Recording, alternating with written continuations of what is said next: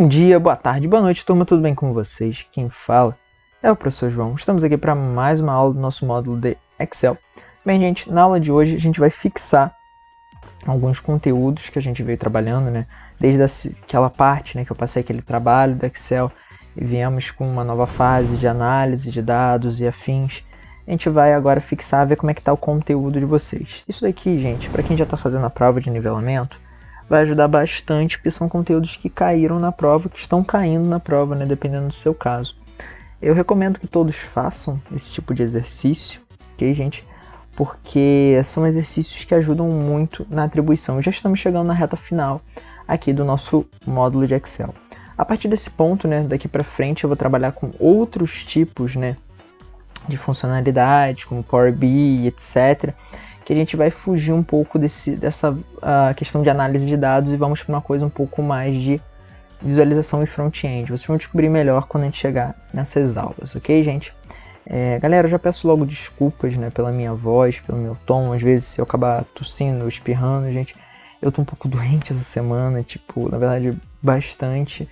Mas eu tô aqui gravando para vocês, até mesmo eu não vou fazer uma aula muito longa por conta disso também. Espero que entendam, gente. Bem, vamos continuar aqui, eu vou explicar um pouco dos exercícios que eu montei aqui para vocês.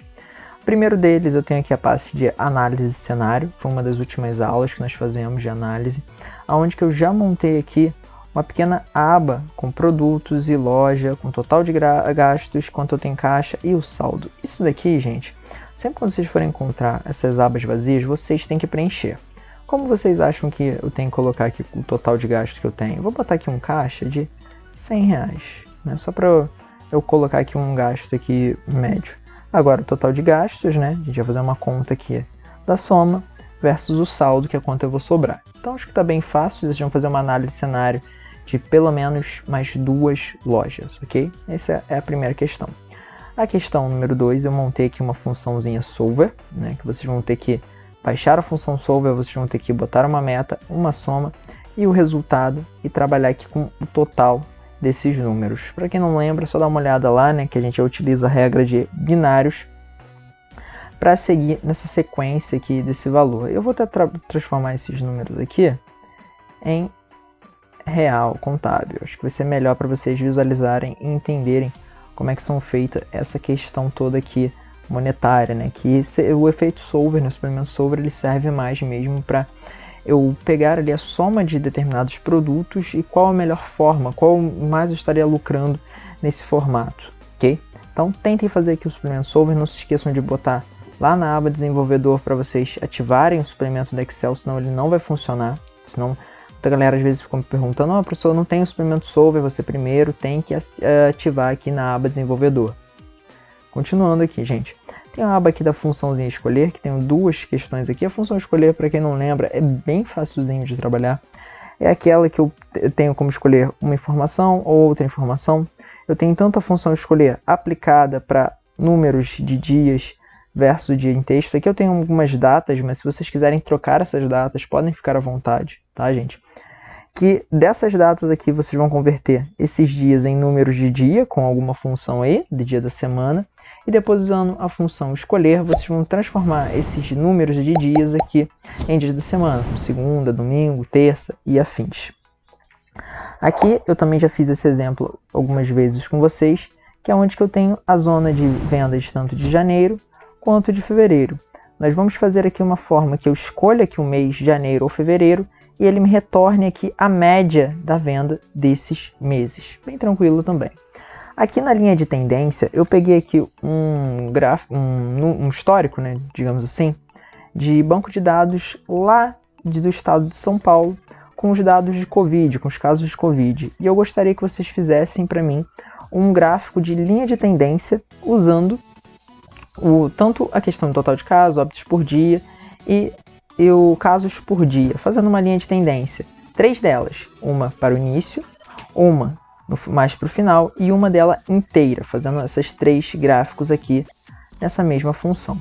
Eu tenho tanto a parte de função PGTO e atingir meta, essa daqui muita gente ficou em dúvida, então eu deixei um pouco mais explicado aqui nas informações, mas a função atingir meta e a PGTO eu também trabalho com questão de dados e análise de dados aqui, né? Eu trabalho com análise, a ferramenta de análise de dados que eu tenho aqui em cima, deixa eu habilitar aqui para vocês verem essa partezinha aqui, que aqui eu abro ela e vejo os dados que eu tenho para ter algum tipo de retorno.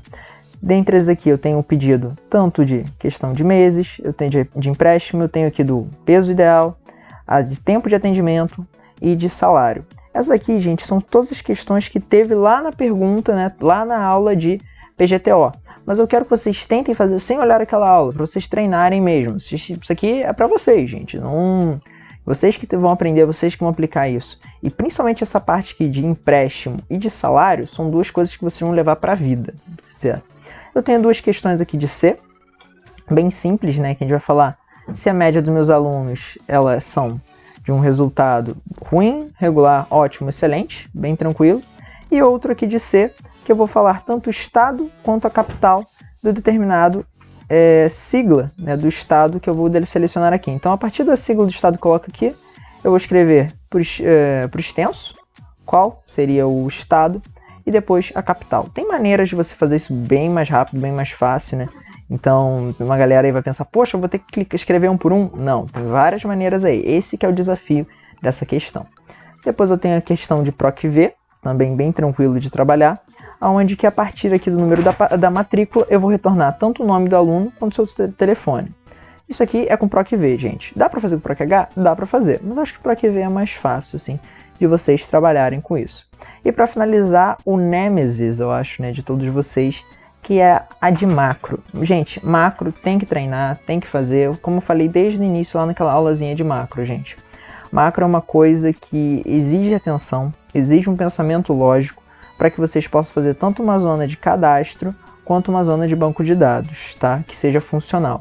Lembrando, galera, uma coisa, na hora que vocês forem salvar aqui esse exercício e me enviar, vocês têm que salvar habilitado para macro. Lá na hora que vocês forem botar salvar como, salvem com a aba habilitado para macro.